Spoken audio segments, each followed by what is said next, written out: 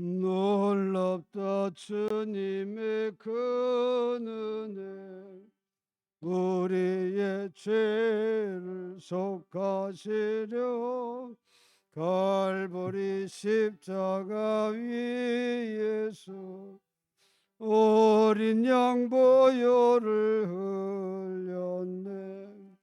주의 은혜 우리의 죄를 다 씻었네. 주의 은혜 우리의 죄를 다 씻었네. 죄악은 성난 파도같이 우리 영혼 위협하노. 헤아릴 수 없는 그 은혜 십자가에서 보이셨네. 주의 은혜 우리의 죄를 다시 쏟네. 주의 은혜 우리의 죄를 다시 쏟네.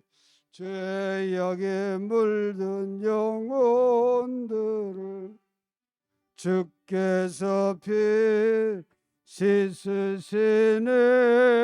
지금도 흐르는 그 피에 눈보다도 이게 씻으라. 주의 은혜 우리의 죄를 다시 쏟네. 주의 은혜 우리의 죄를 다시 쏟네. 비할 수 없는 그 은혜를 믿는 자에게 거저주네. 형제여 주 앞에 나와서 더 지체 말고 곧 받아라. 주의 은혜 우리의 죄를 다시 쏟네. 주의 은혜 우리의 죄를 다시 씻어사절 비할 수 없는 그 은혜를 믿는 자의 거저주네. 형제여 주 앞에 나와서 더 지체 말고 곧 받아라. 주의 은혜 우리의 죄를 다시 쏟네. 주의 은혜 우리의 죄를 다시 주의 은혜 주의 은혜 우리의 죄를 다시 쏟네. 주의 은혜 우리의 죄를 다시 쏟네. 259장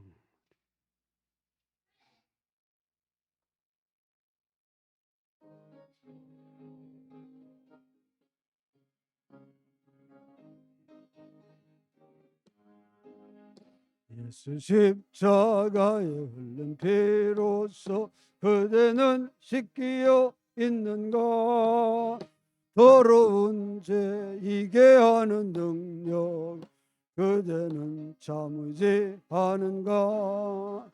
예수의 보혈로 그대는 씻기어 있는가 마음속에 여러 가지 죄악 깨끗이 씻기어 있는가 저 예수와 밤낮으로 늘 함께 그대는 행동을 하는가 아무 때나 어디서나 그대 십자가 붙들고 있는가 예수의 보혈로 그대는 씻기어 있는가 마음속에 여러 가지 죄악 깨끗이 씻기어 있는가 주님 예수 다시 올 때 그대는 영접할 예복이 있는가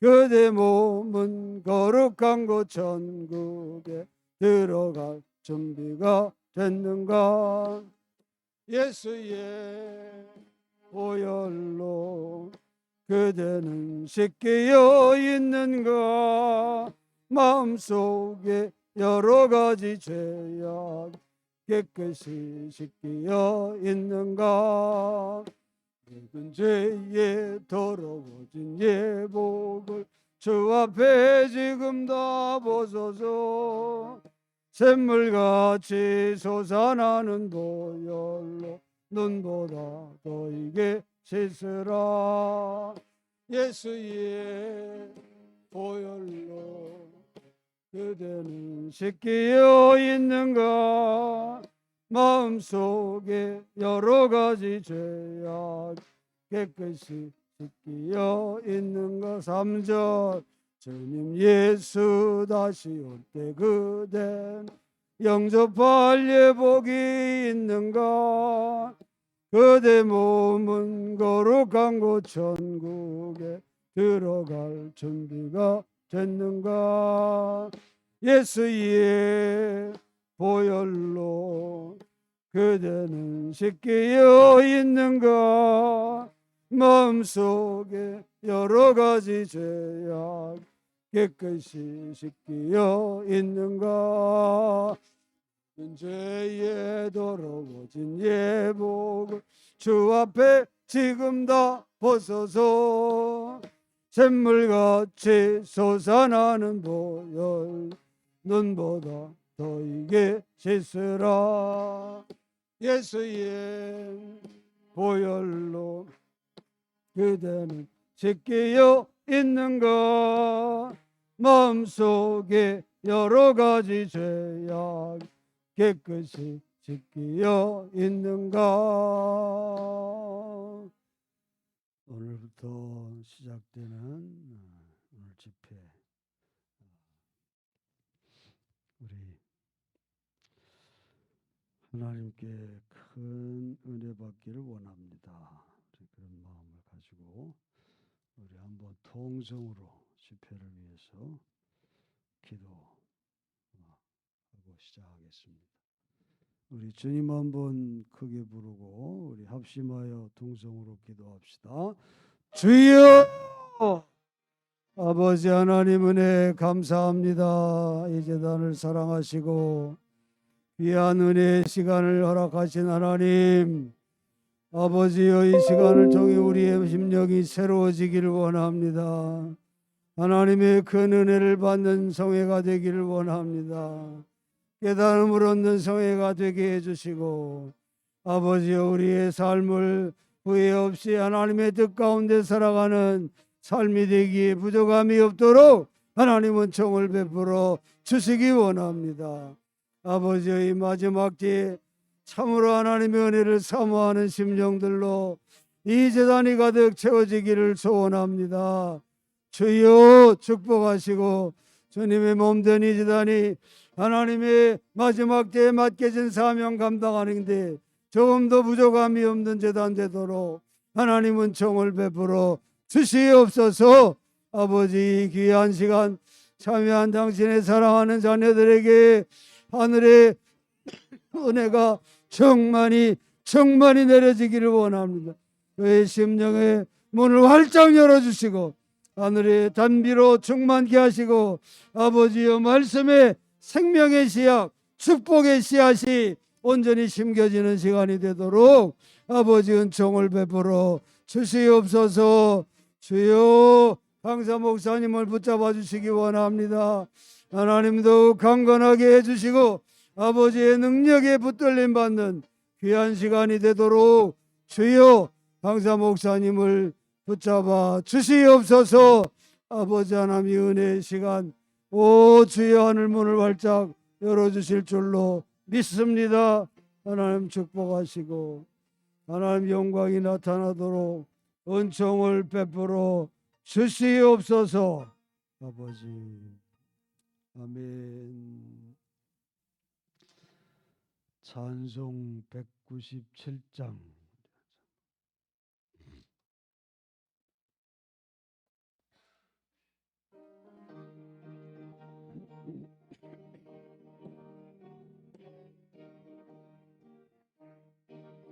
은혜가 풍성한 하나님은 믿는 전 사람 한 사람 어제도 오늘도 언제든지 변찮고 보호해 주시네. 아멘. 주여 성령의 은사들을 오늘도 내려 주소서. 성령의 뜨거운 불길로서 오늘도 충만케 하소서. 정욕과 죄악에 물든 마음을 성령의 불길로 태우사 정결케 하소서. 태우소서. 깨끗게 하여 주옵소서. 주여 성령의 은사들을 오늘도 내려 주소서. 성령의 뜨거운 불길로서 오늘도 충만케 하소서. 이 생의 제물로 돌아가신 어린 양 우리 주 예수여 그 속에 은혜를 내리시사 오늘도 구원해 줍소서. 주여 성령의 은사들을 오늘도 내려 주소서. 성령의 뜨거운 불길로서 오늘도 충만케 하소서. 주님의 깊으신 은혜만을 세상에 널리 전하리니 하늘의 능력과 권세로서 오늘도 입혀 주옵소서. 주여 성령의 은사들을 오늘도 내려 주소서. 성령의 뜨거운 불길로서 오늘도 충만케 주여. 주여 성령의 은사들을 오늘도 내려 주소서. 성령의 뜨거운 불길로서 오늘도 충만케 하소서. 아멘. 조진영 장로님 기도해 주시겠습니다.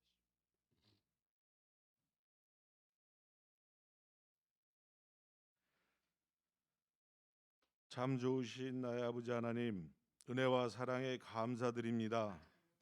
2년여 동안의 미중 위의 팬데믹에서 살아 돌아온 저희들이 예배의 자리에서 삶과 죽음을 기억하고 예배를 회복하며 앞으로 살아갈 인생의 모양을 서로 이야기합니다. 그동안 코로나로 1,500만 명의 지구촌 식구들이 유명을 달리했습니다. 제자 마가는 사람이 만일 온 천하를 얻고도 제 목숨을 잃으면 무엇이 유익하리요라고 말합니다. 욕심이 목숨보다 중하지 않을진데 생사기륭화복을 주관하시는 창조주 하나님을 세상이 두려워하지 않습니다. 교회와 성도들이 두려워하지 않습니다. 세상과 시대를 고발하기 전에 우리의 모습은 어떠한지 우리의 뒷모습을 보는 지금 이 시간 되게 하여 주시옵소서. 우리의 삶이 혈과 육의 싸움이 되지 않으려면 이 생명 공동체의 구원을 위해 수고하시는 분에게 먼저 손을 내미는 결단이 저희 모두의 삶 속에서 일어나게 하여 주시옵소서.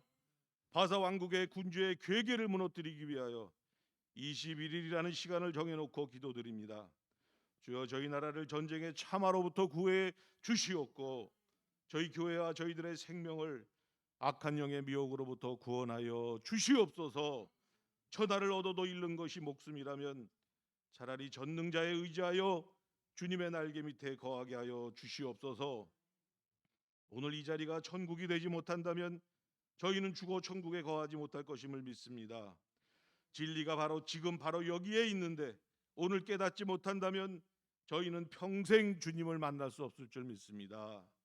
모이기를 패하는 어떤 이들과 달리 저희들 오후 예배에 나왔습니다. 지각이 열리고 영이 깨어나는 생명의 양식, 영의 양식으로 먹고 마시는 신령한 은혜의 자리가 되게 하여 주시옵기를 우리 주님 예수 그리스도의 이름으로 기도하옵나이다. 아멘.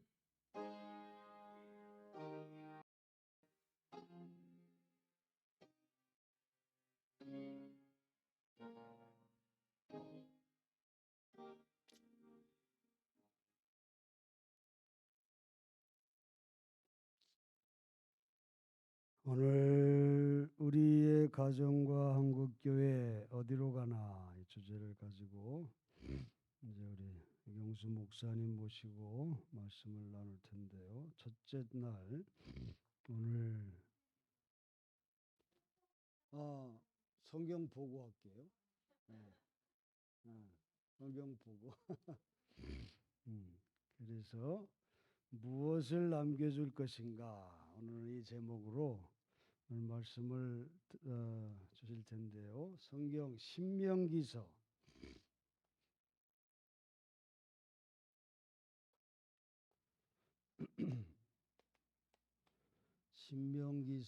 6장입니다.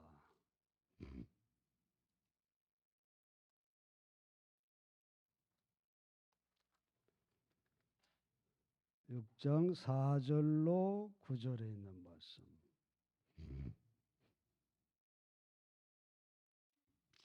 신명기서 6장 4절로 9절 말씀입니다. 한 절씩 교독해 보겠어요. 이스라엘아 들으라. 우리 하나님 여호와는 오직 유일한 여호와이시니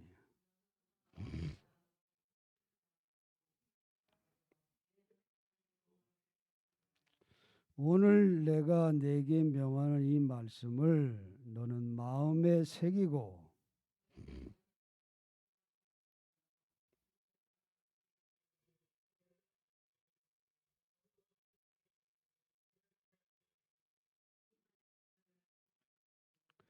너는 또 그것을 내 손목에 매어 기호를 삼으며 내 미간에 붙여 표로 삼고 아멘. 우리 셀리더들 특별 찬양이 있은 후에 우리 이경수 목사님 나오셔서 드린 예물 위해서 기도해 주시고 무엇을 남겨줄 것인가 이 말씀의 제목을 가지고 말씀을 전해 주시겠습니다.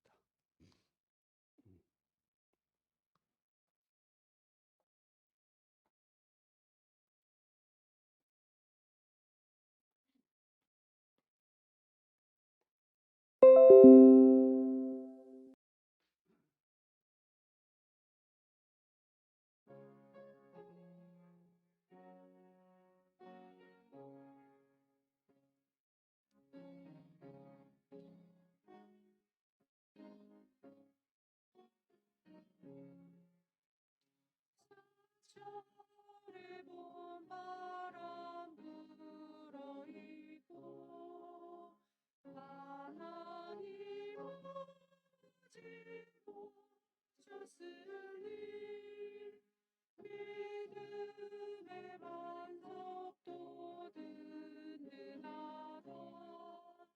우리 집 즐거운 영광이라.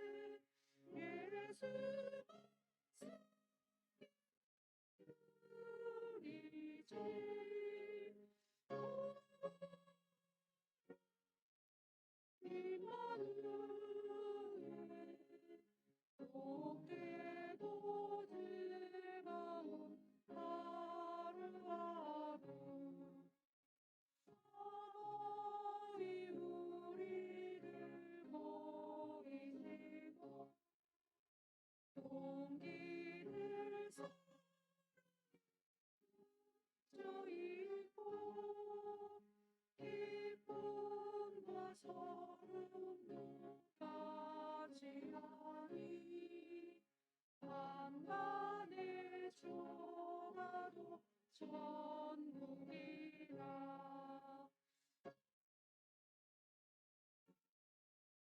임마누엘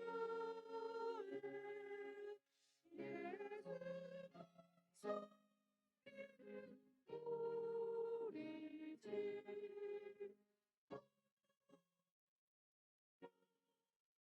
임마누엘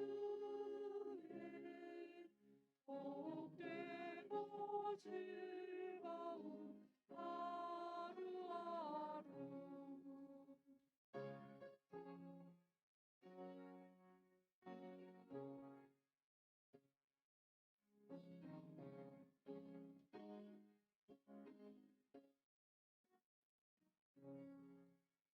아침과 저녁에 수고하여 다 같이 친구가 한상에 둘러서 먹고 마셔 여기가 우리의 나머지라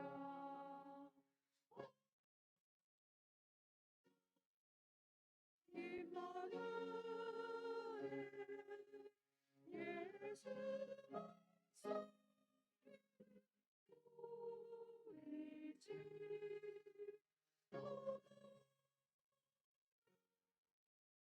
임마누엘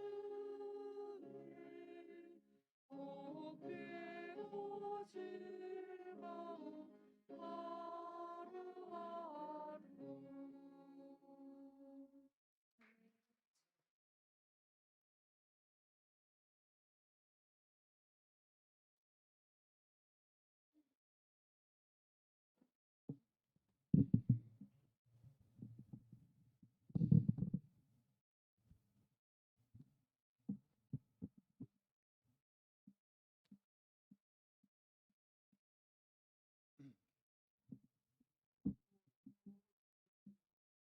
네, 한번 해보겠습니다.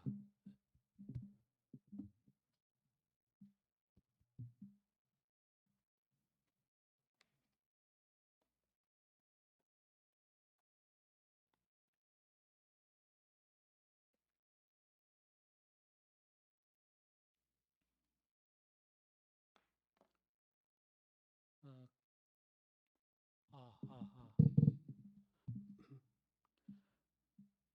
조미행 사모님, 모든 것이 하나님의 은혜였습니다.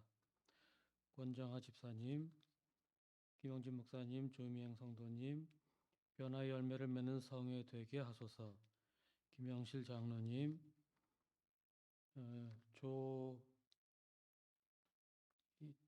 조주형 장로님이시죠? 네. 그다음에 서정숙 권사님, 권순희 성도님 예물 드리셨습니다. 기도하겠습니다.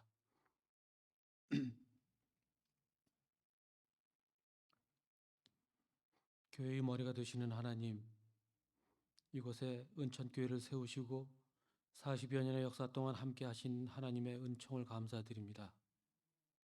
하나님의 뜻 가운데 여기까지 오게 하셨고 이제 코로나를 극복하고 다시 새롭게 출발하는 자리에 서게 하시니 감사합니다.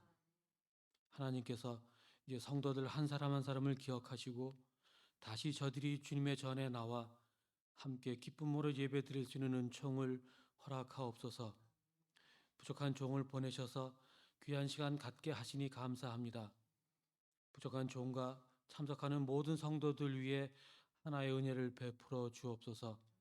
이 시간 주님 앞에 예물을 드린 손길들을 축복하시고 이 예물을 통해 하나님의 귀하신 역사가 나타나게 하옵소서. 예수 그리스도의 이름으로 감사하며 기도드립니다. 아멘.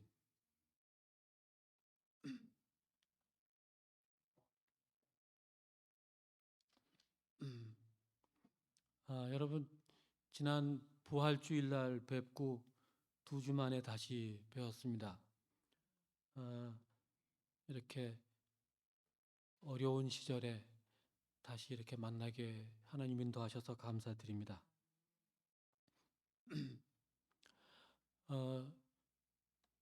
우리 김영진 목사님 같은 분들은 보통 고등학교 졸업하고 바로 이제 그 신학교를 가시죠. 그리고 또 여러분 아시다시피 그 우리 감리교회 아주 훌륭한 지도자하셨던 아버님 밑에서 이제 성장하고 목회의 길을 가신 그런 분이신데 저는 모태 신앙도 아니고 그러니까 조금 늦게 남들보다 모태 신앙을 가진 사람보다는 조금 늦게 신앙생활을 했고 특히 이제 그 미션 스쿨이라고 하는 그 배제 중고등학교에 들어가면서 신앙생활을 시작한 그런 셈이고 그러다가 뭐 목회한다든지 목사가 된다든지 이런 생각은 전혀 하지 않고 그냥 공부하고 그리고 일반 대학 가서 일반 대학 공부하고 그리고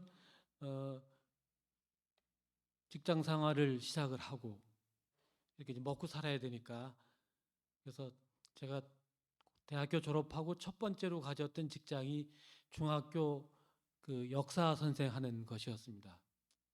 그래서 그걸 하다가 공연히 하나님이 저를 부르셨다고 생각을 하고 그리고 그 뒤늦게 신학교를 가게 됐는데 신학교를 간 게 하필 야간이었습니다.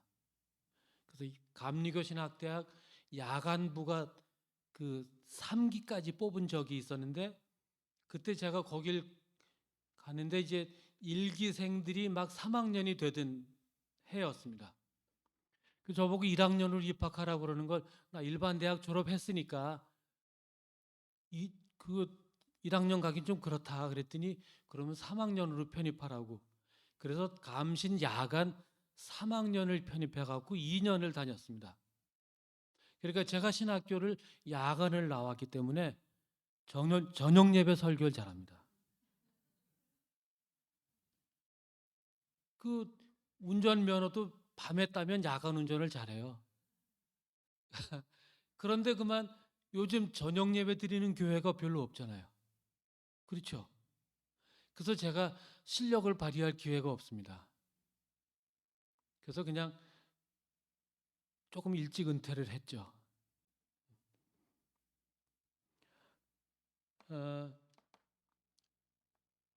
그리고는 이제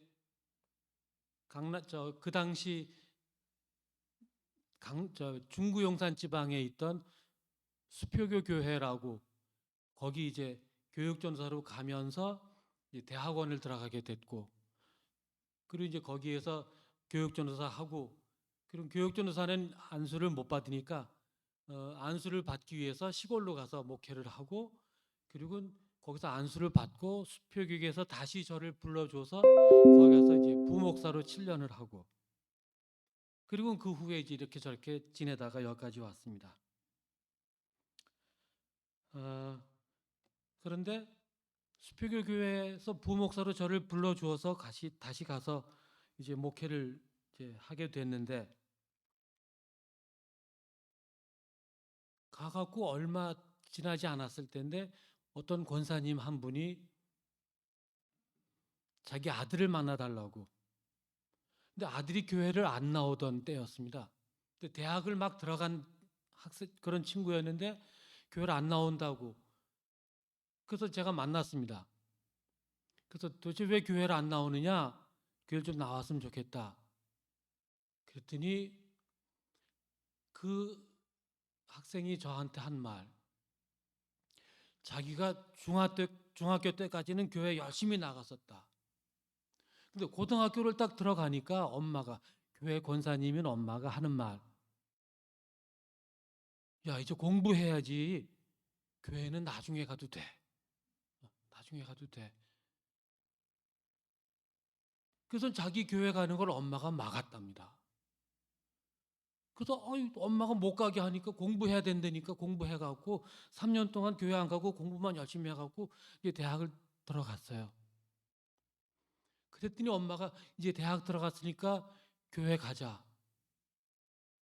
그런데 그 아들이 엄마한테 그랬다는 거죠. 나 교회 못 가게 막은데 누군데 이제 와서 교회를 가자고 그러냐. 안 간다. 그래서 그 아들이 끝내 제가 있는 동안에 교회를 안 나왔습니다. 이제 그때 그 경험 하나. 그 다음에 어떤 부부가 있었는데 참 신실하고 참 좋은 부부셨습니다. 그 교회 아주 가까운 곳에 사셨는데 두 부부가 아주 열심히 교회를 나오셨고 참 사람들 선하시고 참 좋은 분들이셨습니다. 근데 그 집에 3남매가 있다고 들었는데 큰딸하고 막내 아들은 교회를 열심히 나와서 뭐 교회 학교 봉사도 하고 또 성가대도 하고 이제 그랬었는데 이상하게 둘째가 딸이라고 들었는데 그 아이는 교회를 나오질 않았습니다. 그래서 그 아이를 좀 보고 싶기도 하고 그랬었는데 한 번은 그 엄마가 목사님 우리 딸 아이를 좀 만나 주실 수 있겠냐고. 그래서 찾아갔는데 그렇게 잘 사는 집을 제가 아주 참 오래간 그때 거의 모처럼 처음 봤습니다. 전혀 그런 것 그렇게 잘 사는 줄 몰랐었는데 가보니까 아주 잘 살더군요. 근데 이제 그러고 나서 듣게 된 것이 그 롯데그룹 무슨 큰 높은 임원이셨습니다. 그 남편이. 그런데 그 딸이 제가 갔는데 자기 방에서 나오질 않았습니다. 근데 아무리 만나고 싶어도 그 아이가 방에서 나오질 않으니까 만날 도리가 없었습니다. 어떻게 된 건가 얘기를 들었는데 그때서야 그 부모님들이 하시는 말씀 대학 시험을 봤는데 그만 1차에서 떨어졌다는 겁니다. 그러니까 애가 그 공부하는데 자신도 떨어지고 막 그러니까 그냥 이제 공부하기도 힘들고 그러니까 2차 대학을 가겠다고 그랬답니다. 그랬더니 그 부모님이 하신 말씀 남 부끄러워서 어떻게 2차를 보내냐 재수해라. 돈은 얼마든지 대줄 테니까 재수해서라도 명문대학 가야 된다.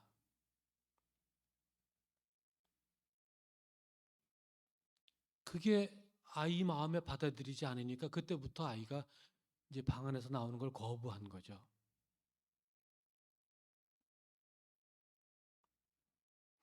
그래서 저는 끝내 그 아이를 못 만나봤습니다. 그리고 그 후로도 그 아이는 교회를 나오지 않았고 대단히 죄송하지만 끝내 그 아이는 병원에 갔습니다. 뭐 어떤 병원인지는 얘기를 할 필요가 없죠. 그런 사람들을 만나면서 제 마음속에 목사인 내가 도대체 뭘 어떻게 할 수 있을 거냐. 그때까지 상담을 전문적으로 배우질 못했기 때문에 이거 어떻게 해야지? 라는 고민을 제가 이제 하기 시작했고 그러다가 이제 어려서부터 저를 키워주신 목사님 통해서 소위 생명의 전화라는 데를 만나게 됐습니다.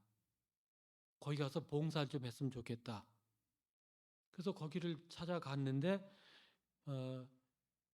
6개월은 이론을 공부하고 6개월은 실습을 하고 그래서 1년을 공부해야 그 다음부터 이제 생명의 전화 상담원이 돼서 그 봉사를 할 수 있게 됩니다.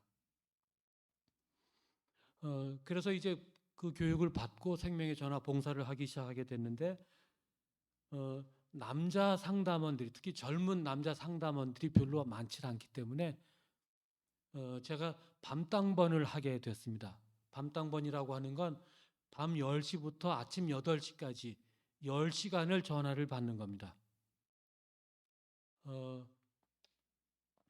그 사람들이 그 10시간 동안 전화가 오느냐라고 묻는데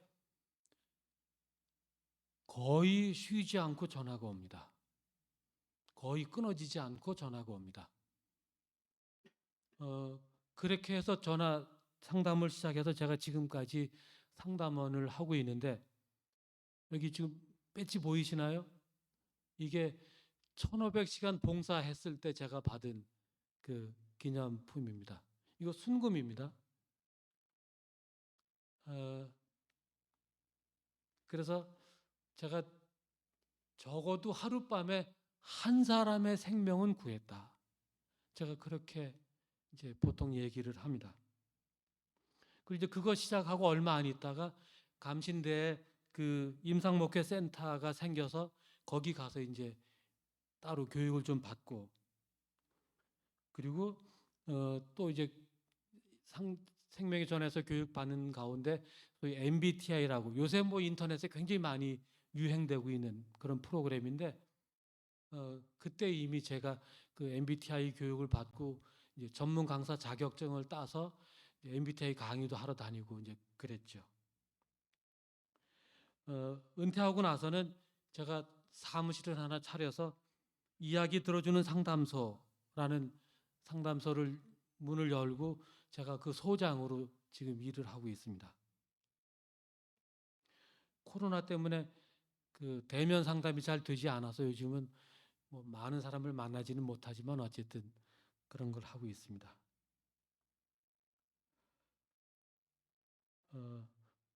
서울에 그 한강의 다리가 굉장히 많은데 그 한강 다리 위에 그 전화기가 한 70여 대 놓여 있습니다. 여러분 중에 거기 가보신 분들은 없으시겠죠, 당연히.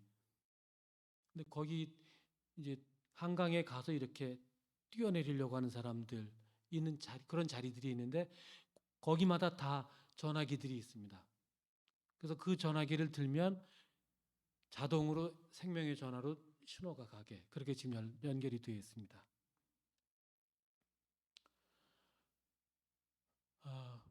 그래서 그런 전화를 받게 되면 이제 저희가 바로 112하고 연결이 돼서 이제 파악하고 경찰이 출동하고 이제 그런 일들을 하게 되죠. 그런데 제가 지금까지 그 전화 상담이라든지 또는 대면 상담을 하면서 발견한 것이 있습니다. 많은 가정들이, 많은 사람들이 겉으로 보기에는 아무 문제가 없고 참 행복하게 사는 것 같은데 그들의 그 마음속에 있는 얘기를 듣다 보면 뜻밖에도 너무나 많은 아픔과 상처를 가진 사람들이 많다고 하는 겁니다. 무슨 전화를 그렇게 많이 하느냐라고 사람들이 묻는데 그거 다 죽기 직전에 전화할 때 없어서 마지막에 하는 전화거든요. 뭐 10대 말 20대 젊은 사람부터 70 넘은 노인들까지 참으로 많은 사람들이 전화를 합니다. 그 아픔과 상처가 너무나 크고 깊은데 그들이 한결같이 하는 말, 이거 어디도 얘기할 데가 없다. 누구도 내 얘기를 들어주지 않는다. 그래서 혼자 삼키고 풀어보려다가 풀지 못하고 그러다 끝내 자기 자신을 해치는 방법으로 선택하는 것, 그게 자살이죠. 자살. 그리고 그러다가 그거 마지막에 진짜 마지막으로 한번 해보겠다고 해서 전화를 건 사람들. 여러분 아시다시피 우리나라가 OECD, 세계에 있는 그 뭐 몇십 개 되는 OECD 국가 중에 자살률 1위가 압도적 1위가 한국이죠. 그거 아주 오래된 얘기입니다.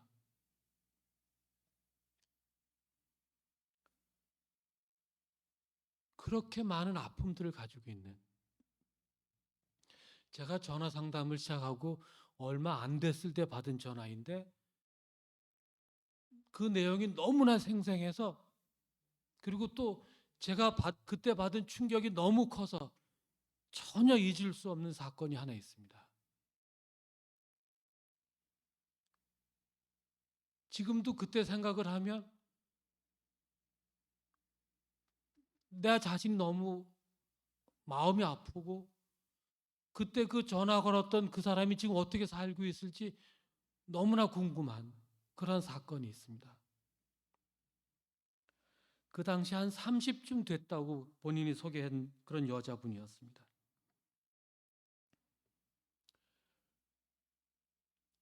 자기가 지금 그 종로 2가에 있는 무슨 아주 유명한 어학원에서 일본어 강사를 하고 있다고 그랬습니다.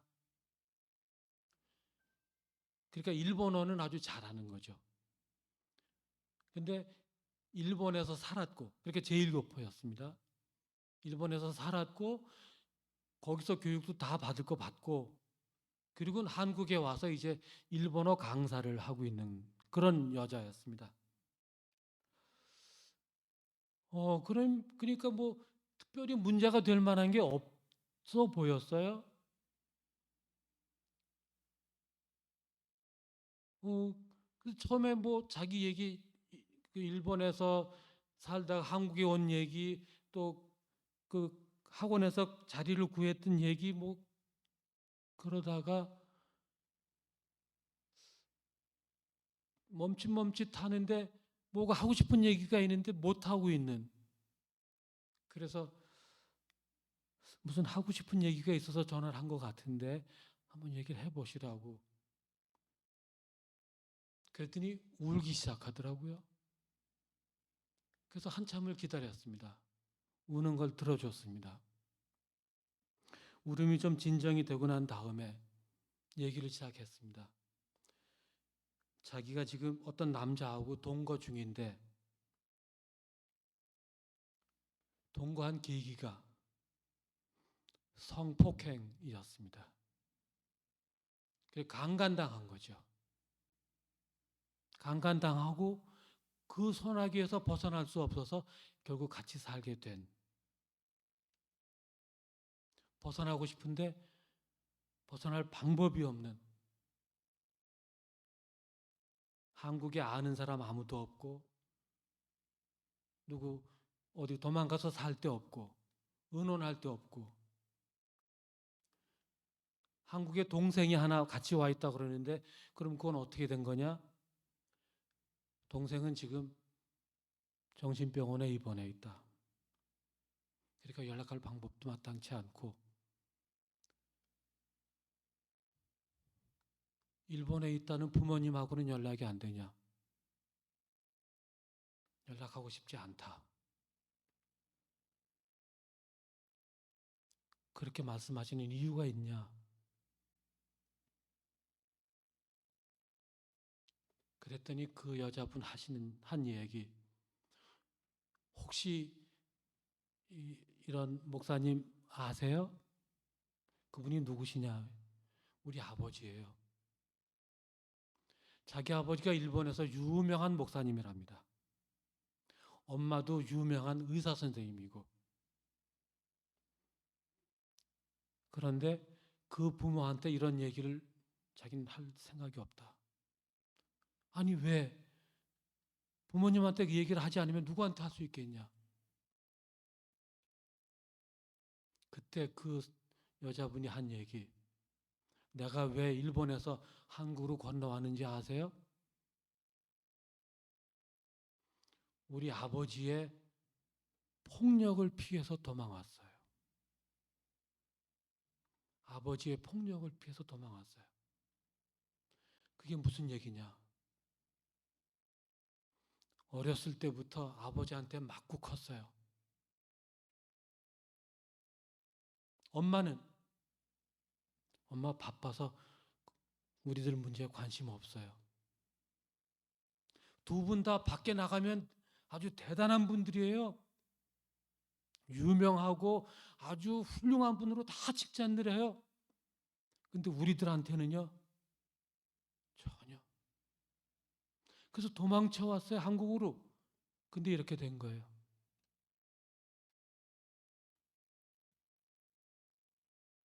제가 아무 할 말이 없었습니다.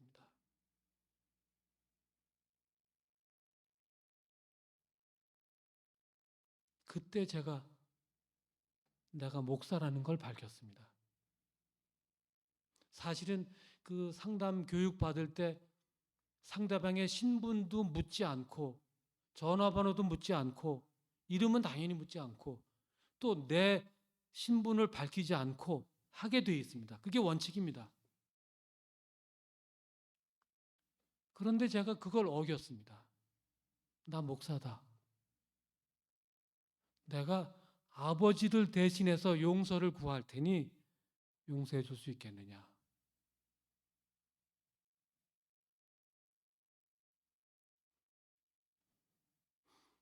그 딸, 그러니까 전화한 그 여자가 끝내 대답을 하지 않더군요.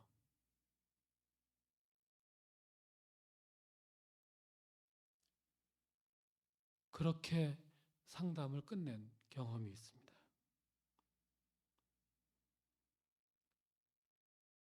그때 그 상담을 하고 나서 제가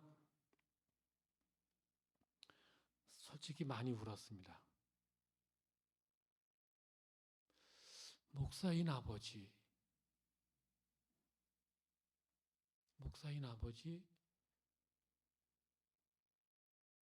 목사인 내가 이거 어떻게 받아들여야 될 것인가?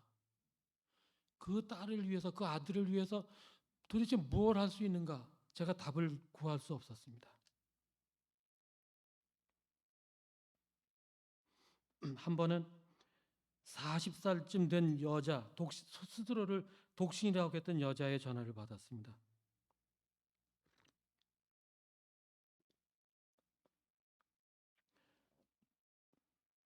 자신이 없고 살 힘이 없고 과거가 다 후회스럽고 인간관계가 원만치 못하고 너무 힘들어서 전화했는데 모든 게 다 내 잘못인가? 40살 되도록 이렇게 사는 게 이게 내 잘못 때문에 내가 다 잘못해서 그런가? 라는 생각이 너무 들어서 견딜 수 없었다. 오랫동안 우울증을 알아왔는데 그거 받아들이기 어렵고 그래서 병원 가는 것도 다 거절하고 근데 이제 도저히 견딜 수 없어서 아무래도 병원에 가긴 가야 되겠고 그래서 내일 이제 병원에 가기로 돼 있는 날인데 마지막으로 한번 전화해보고 싶어서 여길 전화를 했다. 그런 얘기 한참 하다가 여러분 부모님 얘기가 나왔습니다. 그런데 부모님 얘기가 나오자마자 이 여자가 흥분하기 시작하는 거예요. 막 큰 소리, 막 전화에다 대고 막 큰 소리로 떠드는데 그게 다 자기 엄마 아빠 욕하는 거예요. 우리 엄마 아빠 얘기하지도 말라고. 우리 엄마 아빠만큼 욕심이 많고 기회주의적인 그런 사람들 없다. 아주 수단 방법 가리지 않고 돈 엄청 많이 벌어 굉장히 부자예요. 아파트도 몇 채씩 있고 자기하고 밑에 아들하고 둘이 있는데 아들한테 38평짜리 아파트 사줬다. 그런데 딸인 자기한테는 부모가 사놓은 14평짜리 아파트에서 지금 살라고 해서 거기서 살고 있는데 부모가 자기한테 월세 내랜대요. 월세 내라고. 그러면서 동생하고 나하고 이렇게 차별할 수 있는 거냐고. 그런데 그 사람이 한 말, 저 장로님, 권사님들 용서하고 들으십시오. 그 여자가 한 말, 우리 아버지는 장로고 엄마는 권사예요.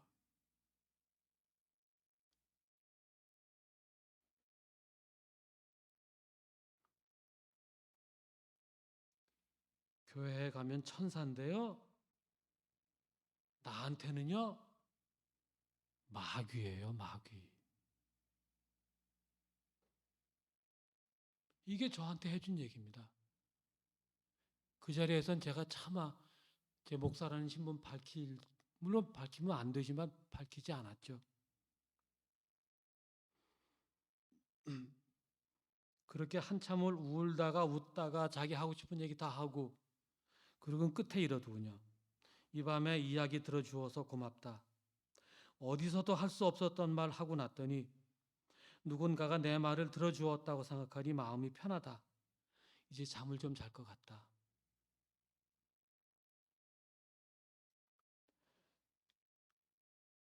그런 전화를 지금 제가 이렇게 20년 이상 받고 있는 겁니다. 그래도 그런 전화들은 상담이 잘 돼서 이제 좀 살 것 같다. 편하게 잘 것 같다.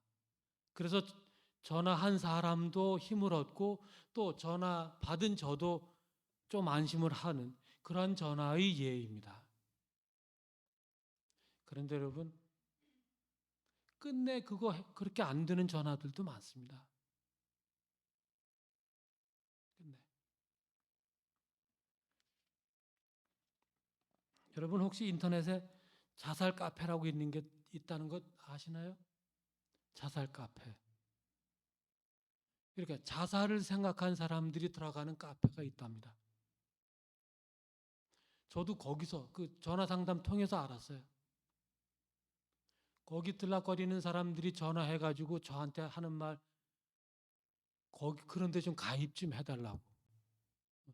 자기들끼리 모여서 그렇게 하게 하지 말고 우리 같은 사람들이 좀 들어가갖고 좀 해달라고.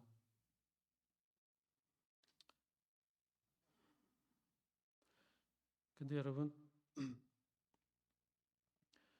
제가 이 상담을 하면서 깨닫는 것, 전화한 사람들, 소위 자살 상담하는 그 내담자들이 갖고 있는 상처의 밑바닥에 공통된 것이 한 가지 있는데 그것은 바로 대부분 부모님으로부터 받은 상처가 뿌리 깊이 박혀 있다는 사실입니다. 부모님으로부터 받은 상처. 얘기를 하다 보면 결국 그 뿌리가 부모님에게가 닿는 거예요. 부모님에게. 또 엄마들이 전화한 경우들도 많죠. 자식들 문제 때문에. 자식들이 감당이 안 돼서 이거 어떻게 해야 될까 해서 전화하는 경우 많습니다. 그런데 내 자녀가 이러이러한 문제가 있다고 해서 전화를 해서 통화를 하다 보면 결국 깨닫게 되는 거. 그건 그 자식들의 문제가 아니고 사실은 전화건 그 엄마의 문제라는 게 드러나는 거예요. 엄마의 문제라는 거. 여기 아버지들은 몇 분 안 계신데 혹시 엄마의 문제라니까 아버지들은 마음 놓으시나요? 아버지들은 아예 전화를 안 하시죠. 대부분. 사실은 아버지들도 전화해야 되는데 그래서 제가 그 내담자들한테 아버지가 전화 좀 하시게 하면 어떠냐 그렇게 이제 요구할 때가 있는데 그렇게 해서 전화하는 아버지들은 거의 없죠. 그러니까 결국 자녀들의 문제는 자녀들의 문제가 아니고 부모들의 문제다라는 걸 발견하게 된다는 사실입니다. 여러분 이 시간에 여러분의 자녀들을 한번 생각해 보십시오. 혹 자녀들이 속 썩인다고 내 아이들 때문에 힘들다고 한숨 쉬는 분들 계십니까? 그렇다면 여러분이 먼저 어떤 부모인지 생각해 보시기 바랍니다. 그 아이를 뱃속에 가졌을 때부터 아니 사실은 그 아이를 갖게 된 과정부터 여러분의 삶을 한번 되돌아보시기 바랍니다. 만약 아이에게 문제가 있다면 틀림없이 그 문제의 싹은 부모인 우리들한테 있음을 발견하시게 될 것입니다. 그렇다면 이제 우리가 이렇게 물을 수밖에 없습니다. 우리와 우리 부모님의 관계는 어떤가? 우리 부모님의 관계는 어떤가? 제가 이제 나중에 저하고 제 아버지의 문제를 말씀드릴 기회가 있을 것 같은데, 혹 일생을 부모님을 원망하며 살아오지는 않았는지 모르겠습니다. 제가 제 아버지를 용서한 게 제 나이 50이 넘어서입니다. 그때까지 제가 제 아버지를 용서를 못했었거든요. 이제 그런 얘기도 제가 이제 제 신앙 고백으로 하게 될 거라고 생각을 하는데, 혹 여러분의 부모님을 원망하며 살아오지는 않으셨는지, 나도 모르게 무언가 분노가 치솟아오르고 본의 아니게 그 분노가 자식들에게로 향해 버리는 그런 경험을 할 때가 있지는 않았는가. 제가 전화 상담을 통해서 또는 대면 상담을 통해서 그런 가정들을 너무 많이 만나고 있는 겁니다. 그런 가정들을.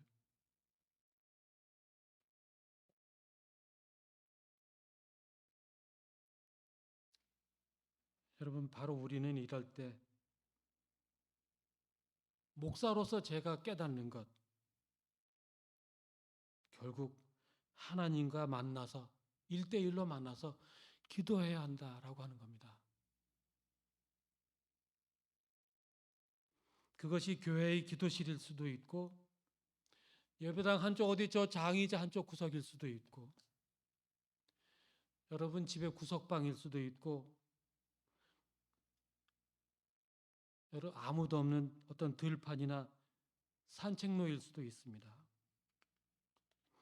중요한 것은 내 현재의 모습, 나의 과거의 삶 모두를 하나님 앞에 그대로 드러내놓는 경험을 우리가 해야 한다는 사실입니다.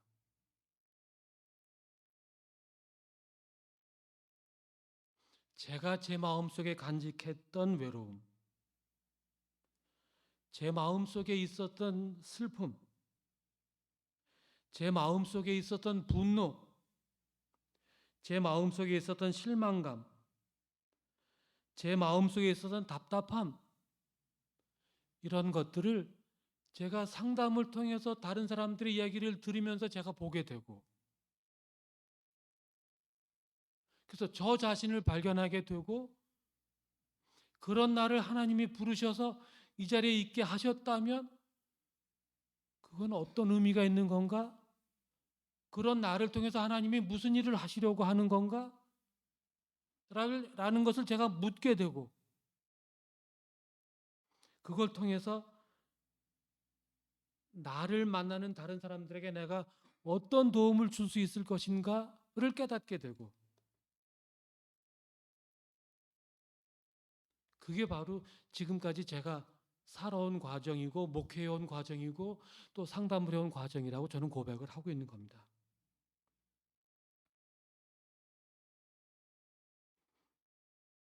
저는 그런 상담을 하고 혼자서 집에 올 때라든지 또는 집에 있을 때 혼자 있을 때 문득문득 그런 생각들이 날 때, 이름도 모르는, 얼굴도 모르는 그 사람들이 생각날 때, 그들을 위해서 기도할 때, 하나님 저들을 불쌍히 여겨달라고 제가 혼자서 기도할 때,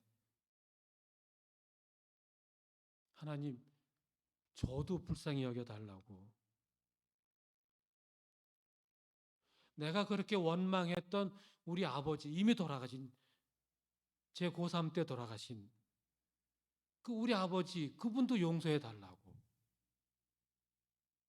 그리고 그분한테 평생 맞고 지내셨던 우리 어머니, 그 불쌍한 우리 어머니 그 용서해 달라고 그렇게 기도하게 되는 저 자신, 그리고 그럴 때 저를 만나 주시던 하나님,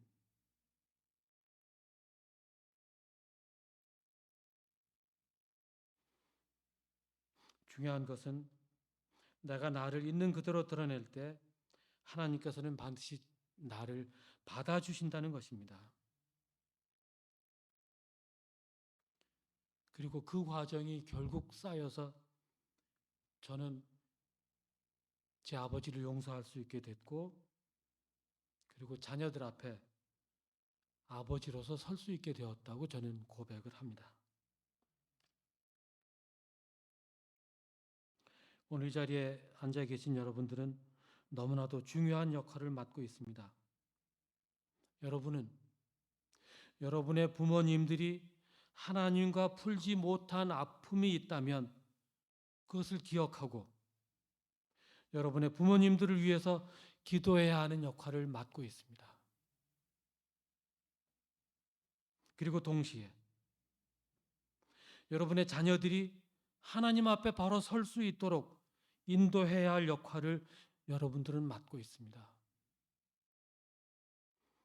그리고 그렇게 되기 위해서는 여러분 한 분 한 분이 하나님과 올바른 관계를 맺으셔야 한다고 믿는 것입니다. 그렇다면 하나님과 올바른 관계를 맺는다는 것은 무슨 말인가? 아주 유명한 이야기를 예화로 들겠습니다. 너무 유명해서 혹시 김 목사님이 예화로 이미 써먹었는지 모르겠습니다. 옛날 유대의 한 랍비가 제자들에게 말씀을 가르치며 살고 있었습니다. 그는 제자들과 함께 이곳저곳 돌아다니면서 말씀을 가르쳤는데 가난했기 때문에 걸어 다녀야 했습니다. 나이 많으신 스승님이 힘들어했기 때문에 제자들이 큰 마음 먹고 나귀를 한 마리 샀습니다. 제자들은 이제 스승님이 편하게 되었다고 좋아하면서 그 나귀를 물가로 끌고 가서 씻겨 주었다는 겁니다.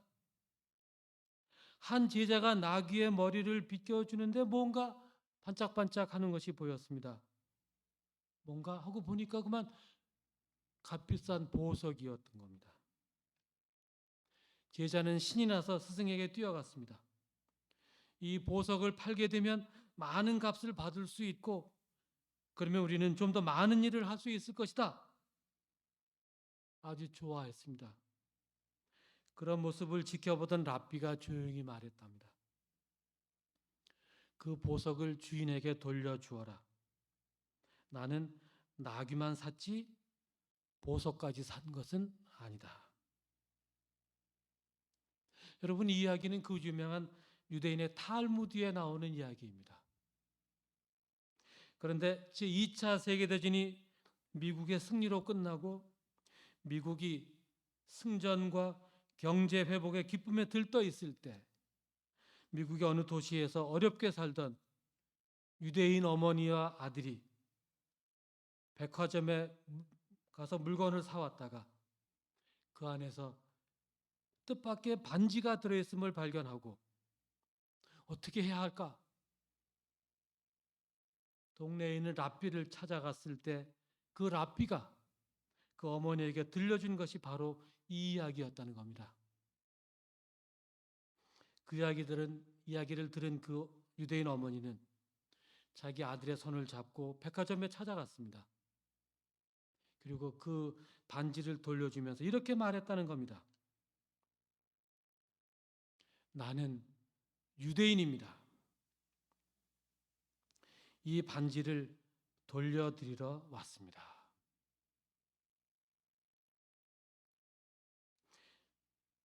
이 장면을 그 아들이 옆에서 지켜보고 있었다는 것입니다. 여러분, 나는 유대인입니다. 라는 이 어머니의 말 한마디, 이 한마디가 바로 유대인들을 오늘의 유대인으로 있게 한 것이 아닌가. 아브라함의 자손으로 선민으로 택함받고 약속의 땅 가나안에서 살게 해주겠다고 하나님께서 약속하셨던 바로 그 유대인들이 그 약속이 다 잊혀진 채 그 약속이 다 없어진 것 같은 수천 년 동안 조국을 잃고 가나안 땅에 돌아가지 못한 채 세계 각지에 흩어져서 말할 수 없는 박해와 고난을 겪었는데 그 모든 것을 다 이겨내고 이제는 세계를 실질적으로 지배하는 민족이 된 그 유대인들, 그들이 그럴 힘이 생긴 그것은 바로 이 어머니의 말 한마디, 나는 유대인이다 라고 자식들 앞에서 떳떳하게 말할 수 있었던 그 한마디에 있었던 것이 아닐까. 그렇다면 나는 유대인이라고 하는 고백, 나는 하나님의 택함 받은 백성이라는 이 신앙 고백이 수천 년 동안 전승될 수 있었던 힘은 어디에서 나왔던 것인가?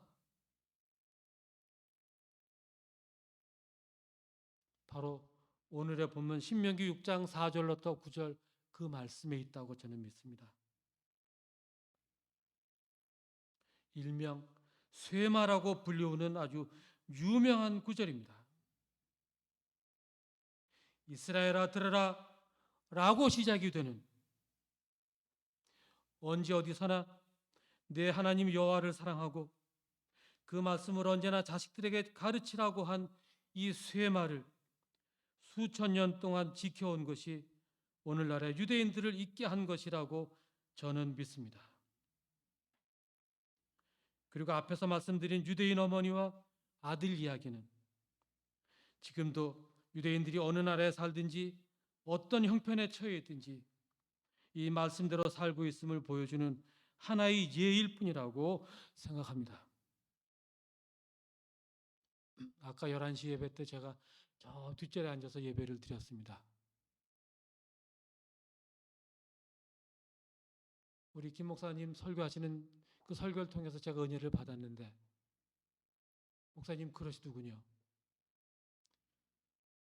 40년 동안 여기서 목회하면서 설교를 해왔는데 이제 똑같은 어버이 주일 맞아서 무슨 얘기를 할 건가? 여러분, 대부분의 목사님들은 사실 그렇게 오랫동안 한 교회에서 목회하시지 않습니다. 적당한 때 옮기시죠. 적당한 때. 그 이유 중에 하나는 그래야 설교하기 편하거든요. 무슨 말인지 아시죠?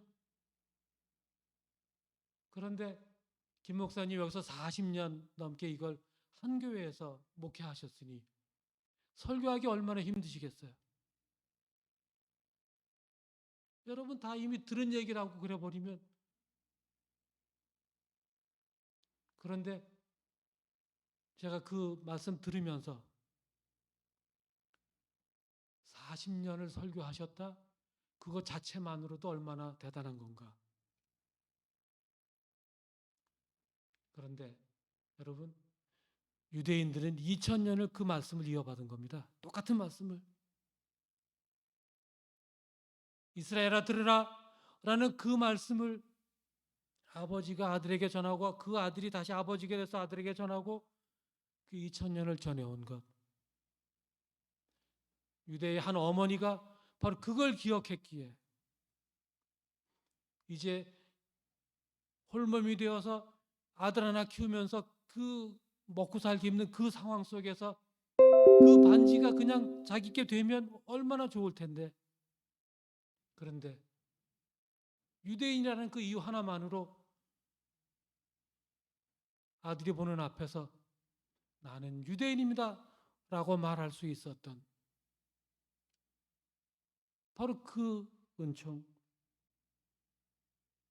40년을 한 교회에서 목사님의 설교를 들으셨을 여러분들, 여러분 그건 그 자체로 축복입니다. 자, 그렇다면 이제 이렇게 신앙생활하는 오늘 우리는 어떻습니까?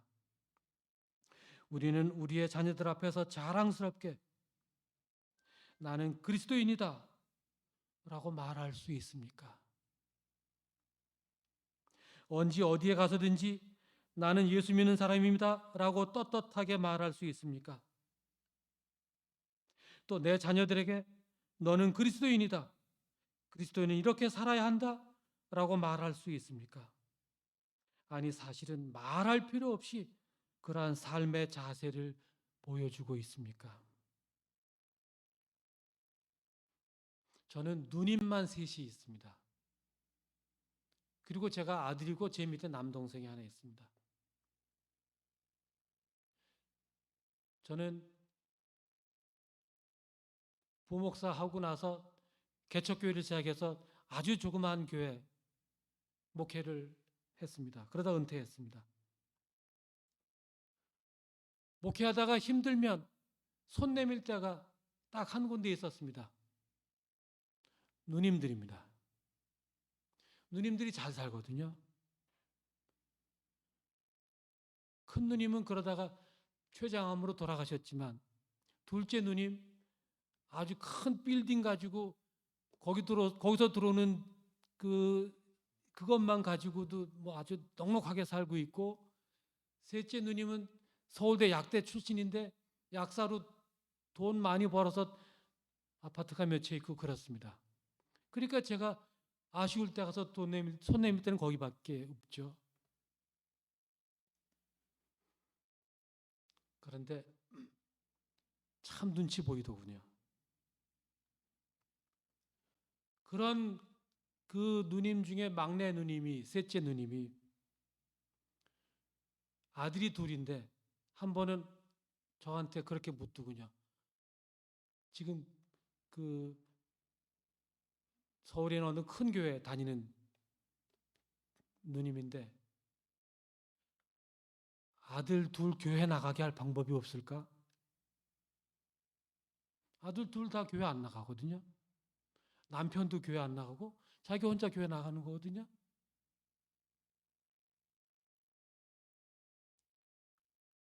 제가 뭐라고 대답을 해야죠? 그 아들들을 교회로 인도할 방법이 뭐가 있을까요?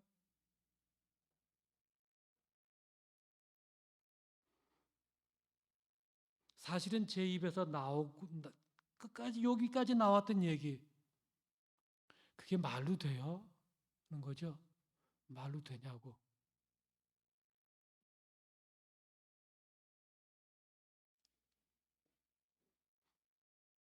여러분, 혹시 여러분들은 정답을 아시나요? 여러분, 우리의 자녀들은 몹시 바쁩니다. 해야 할 공부도 많습니다. 학원도 가야 하고 과외 공부도 해야 하고 스펙도 쌓아야 되고, 그래서 어쨌든 대학에, 그것도 이왕이면 인류대학에 들어가야 합니다. 그 누님 큰아들은 미국에 가서 공부했고 작은 아들은 여기서 소위 스카이라는 대학 나왔습니다. 그러니까 겉으로 보면 아주 부러울 것 없는 집입니다. 그러나 그들 자녀들 아무도 신앙생활하지 않습니다.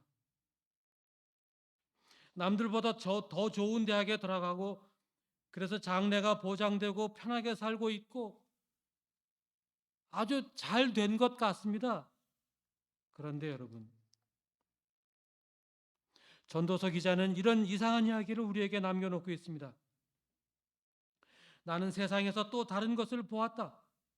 빠르다고 해서 달리기에서 이기는 것은 아니며 용사라고 해서 전쟁에서 이기는 것도 아니더라. 지혜가 있다고 해서 먹을 것이 생기는 것도 아니며 총명하다고 해서 재물을 모으는 것도 아니며 배웠다고 해서 늘 잘 되는 것도 아니더라. 전도서 9장 11절이죠. 여러분, 우리의 자녀들이 남들보다 한글을 몇 달 먼저 깨우친다고 해서, 영어 단어를 어려서 남들보다 빨리 외운다고 해서, 구단을 남들보다 빨리 암송한다고 해서, 토플이나 토익 점수가 높다고 해서 그 아이들이 남들보다 더 행복하고 더 올바르게 살아가는 것인가요? 남들보다 더 좋은 학교 나오고 남들보다 월급 많이 받는 직장에 다니고 결혼 잘했다고 칭찬을 받는다고 해서 그만큼 더 부모에게 효도하고 그 가정이 행복하게 살아가는 것인가요? 결국 문제는 신앙생활 한다고 이 자리에 앉아 있는 부모된 우리들이 우리의 자녀들에게 신앙을 물려주고자 하는 간절함이 있는가 하는 것입니다. 이것은 우리가 우리 자녀들에게 물려주어야 할, 남겨주어야 할 가장 귀한 것이 도대체 무엇인가 하는 물음이기도 한 것입니다. 우리 모두 우리에게 주어진 시간만큼, 우리에게 주어진 삶을 살다가 하나님께서 부르시면 결국 떠나갈 수밖에 없는 존재들인데, 그때 우리는 우리의 자녀들에게 무엇을 유산으로 남겨줄 것이며, 우리의 자녀들 또한 그들에게 하나님께서 주신 시간만큼 그들의 삶을 살다가 하나님의 부르심을 받아서 하나님 앞에 서게 될 때, 그들이 하나님 앞에서 무엇이라고 말할 수 있을 것인지 우리가 끊임없이 물어야 한다는 것입니다. 제가 딸만 둘인데 우리 가족 얘기 다 나오죠? 딸만 둘인데 딸 둘 다 시집 갔습니다. 그 둘째 딸 아이 결혼식 때 우리 김 목사님이 이제 하객으로 오셨는데 그 아이가 결혼한다고 그러면서 그러더군요. 아빠 요새는 주례가 없어. 그래요? 요새 주례 안 세우고 결혼식 한다고? 그러면서 양쪽 부모님이 축사해 주는 걸로 대신한다고. 그래서 나보고 축사하라고. 야, 그래도 어떻게 목사님 딸인데 어떻게 목사님 모시고 주례를 안 하냐. 근데 누구 닮아서 모르지만 그렇게 고집이 세더라고요. 아마 저 닮았겠죠. 그래서 끝내 축사해야 된다. 그래서 나 할 말 없다. 할 말 없다. 그래갖고 거절하고 그러다가 할 수 없이 하겠다고 그랬을 때 이제 생각난 시가 하나 있는데, 칼릴 지브란이라는 사람이 썼던 글을 제가 읽었던 기억이 나서 그거를 소개하는 걸로 하겠다고 해서 그거를 이제 그날 축사로 대신했습니다. 그때 이제 우리 김 목사님은 제가 했던 그 시를 이제 들으셨겠죠. 그 시를 칼릴 지브란이 남긴 시가 이제 이런 내용입니다. 당신의 아이들은 당신의 아이들이 아닙니다. 그들은 당신을 거쳐온 것일 뿐 당신에게서 온 것이 아닙니다. 그리고 비록 그들이 당신과 함께 있다 하더라도 그들은 당신의 소유가 아닙니다. 당신은 그들에게 사랑을 주는 것은 좋지만 생각을 주어서는 안 됩니다. 왜냐하면 아이들은 그들 자신의 생각을 갖고 있기 때문입니다. 당신이 그들에게 육체가 거하는 집을 제공할 수는 있으나 영원히 거처할 집을 마련해 줄 수는 없습니다. 왜냐하면 그들의 영혼은 내일이란 집에서 살기 때문입니다. 그곳을 당신은 꿈속에서라도 결코 방문할 수 없습니다. 당신이 아이들처럼 되려고 노력하는 것은 좋으나 그들을 당신처럼 만들려고 하지는 마십시오. 왜냐하면 인생은 뒤로 물러가지도 어제에 머물러 있지도 않기 때문입니다. 당신은 활이며 당신의 아이들은 당신에게서 쏘아지는 살아있는 화살입니다. 그 활을 쏘는 분의 손길 아래서 당신의 구부러짐을 기뻐하십시오. 그렇습니다. 우리가 우리 자녀들을 나의 소유물이 아니라 하나님께로부터 이 세상에 보내진 하나의 인격체임을 인정한다면 우리의 자녀들이 공부를 남들보다 잘하든지 또는 부모의 기대에 미치지 못하든지에 관계없이 하나님의 형상대로 지음받은 존재라고 인정한다면 우리의 자녀들이 다 자기들의 생각이 있고 자기들의 살아야 할 삶의 몫이 있는 하나의 인간이며 부모된 우리들이 자녀들의 삶을 대신 살아줄 수 없음을 인정한다면 그리고 하나님께서 예수 그리스도의 십자가 사건을 통해 인류를 구원하기로 계획하셨고 부모인 우리가 그것을 믿음으로 구원받는 것과 똑같이 예수께서는 우리의 자녀들을 위해서도 죽으셨고 그 아이들도 예수를 믿음으로 구원을 받아야 하는 존재됨을 인정한다면 그래서 그 아이들도 영원한 생명을 얻어야만 하는 존재들임을 인정한다면 그리고 결국은 부모인 우리들이 먼저 하나님께로 돌아간 후 홀로 남겨질 우리의 자녀들의 삶을 인도해 주실 분은 하나님이시고 그들도 언젠가는 하나님 앞에 단독자로 서야 할 존재임을 우리가 인정한다면 우리가 우리의 자녀들에게 남겨주어야 할 것이 무엇인지는 분명해집니다. 그것은 바로 신앙입니다. 그래서 사도 바울은 말합니다. 또 아비들아 너희 자녀를 노엽게 하지 말고 오직 주의 교양과 훈계로 양육하라. 여러분 여기 아비들아라고 되어 있지만 뒤에 이어서 어미들아라는 구절이 나오지 않는 것으로 보아서 저는 이 구절을 부모들아라고 바꾸어야 한다고 생각합니다. 부모들아 너희 자녀를 노엽게 하지 말고 오직 주의 교양과 훈계로 즉 하나님의 말씀으로 양육하라. 결국 우리에게 있는 것은 남는 것은 우리가 먼저 신앙으로 바로 서는 부모가 되는 것입니다. 그럴 때 우리의 자녀들도 결국은 신앙으로 바로 서게 될 것이라고 저는 믿습니다. 사랑하는 은천교회 성도 여러분, 오늘은 어버이 주일입니다. 이 시간 조용히 나의 부모님을 생각해 봅시다.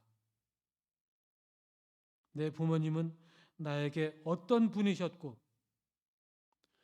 어떤 삶을 사신 분이셨는지 혹 좋은 기억, 사랑의 마음이 남아있다면 하나님께 감사하십시다.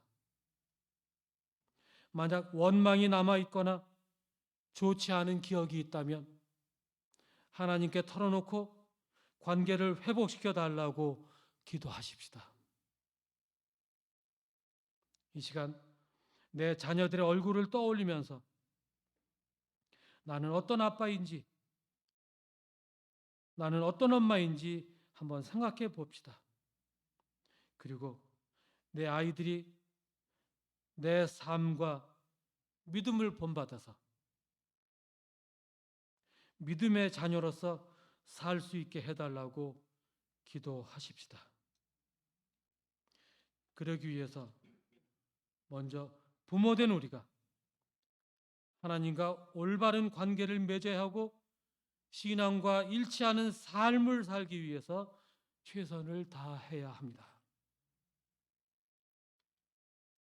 그럴 때 우리는 부모다운 부모가 될 것이고 우리의 자녀들에게 믿음으로 승리하는 삶을 남겨주게 될 것입니다.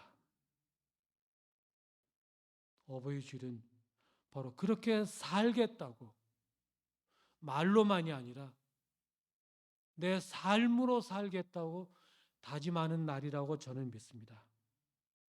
바로 이 은혜가 언제나 여러분과 함께 하시기를 주님의 이름으로 간절히 축원합니다. 기도하겠습니다.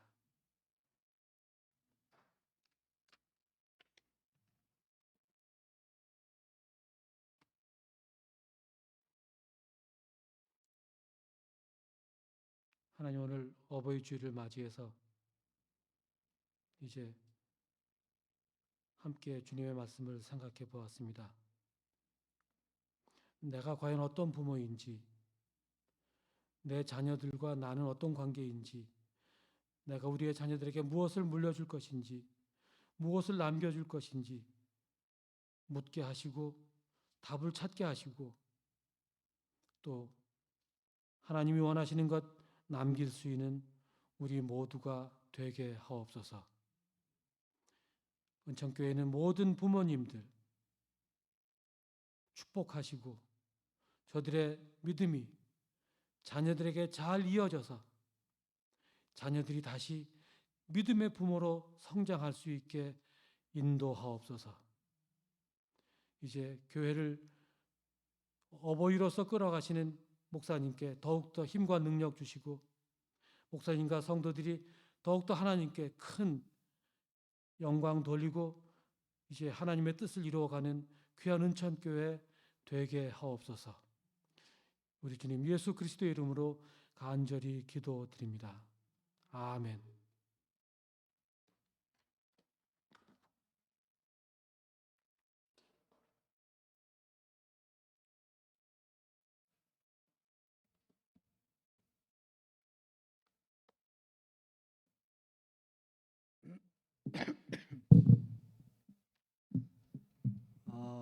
그래요.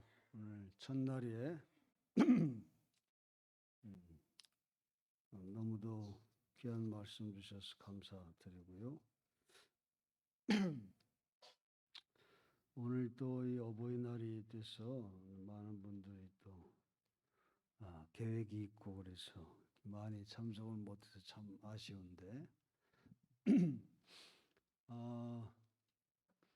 다음 주일부터는 시간을 땡겼으면 좋겠다는 생각을 합니다. 그래서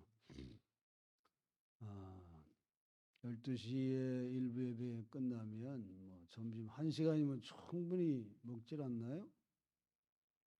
여러분 어떻게 생각하시죠? 2시까지 기다리는 게 쉽지 않은 것 같은데 그래서 우리끼리 한번 의견을 한번 얘기해 볼까요? 1시가 좋다는 사람, 1시 반이 좋다는 사람, 1시가 좋다는 사람 한번 들어. 1시가 좋다.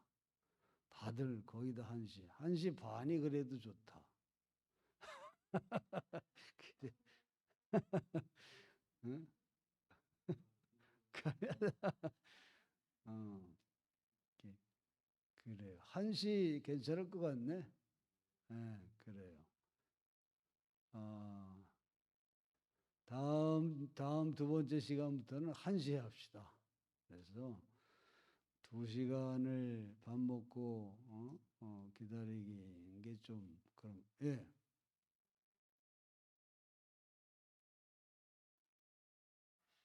예?